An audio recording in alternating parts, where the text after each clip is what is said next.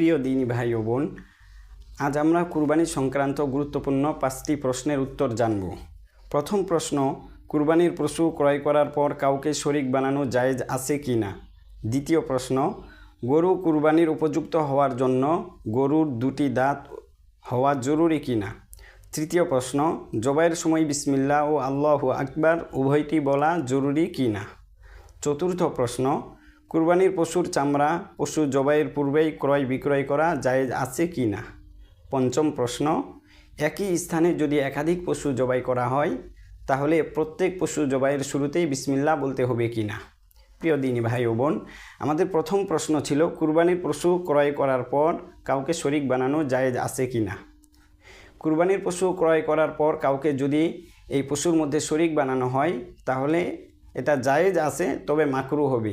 তবে এক্ষেত্রে উত্তম হলো আমরা যখন পশু ক্রয় করব 4 জন মিলে 5 জন মিলে, তখন আমরা নিয়ত করে নিব যে পরবর্তীতে আমাদের এই পশুর মধ্যে যদি কেউ শরীক হতে চায় তাহলে তাকে আমরা শরীক বানিয়ে নিব।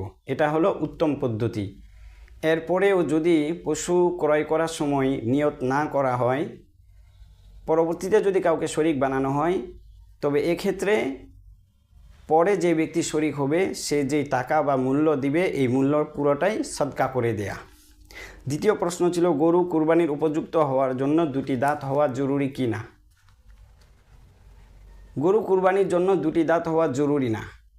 গরু কুরবানির উপযুক্ত হওয়ার জন্য 2 বছর পূর্ণ হওয়া জরুরি। তৃতীয় প্রশ্ন ছিল জবাইয়ের সময় বিসমিল্লাহ ও আল্লাহু আকবার উভয়টি বলা জরুরি কি না।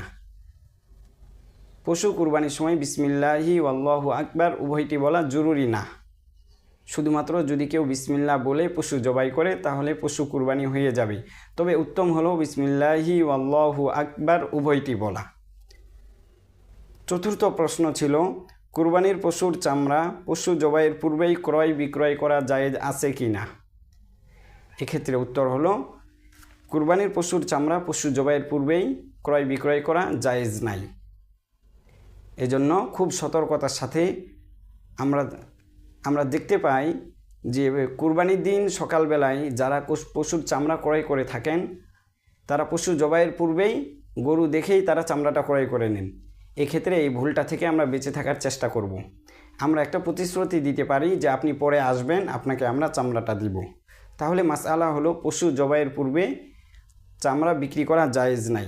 পঞ্চম প্রশ্ন হলো একই স্থানে যদি একাধিক পশু জবাই করা হয়, খুব পাশাপাশি আমরা দেখে থাকি বিভিন্ন স্থানে বড় মাঠ বা ঈদগাহে বিভিন্ন জায়গায় একই স্থানে অনেক পশু জবাই করা হয়। অনেক সময় দেখা যায় পাশাপাশি অনেক পশু জবাই করা হয়। এক্ষেত্রে মাসআলা হলো প্রত্যেক পশু জবাইয়ের শুরুতেই বিসমিল্লাহ বলতে হবে। প্রত্যেক পশু জবাইয়ের শুরুতেই বিসমিল্লাহ বলা জরুরি এবং আবশ্যকীয়।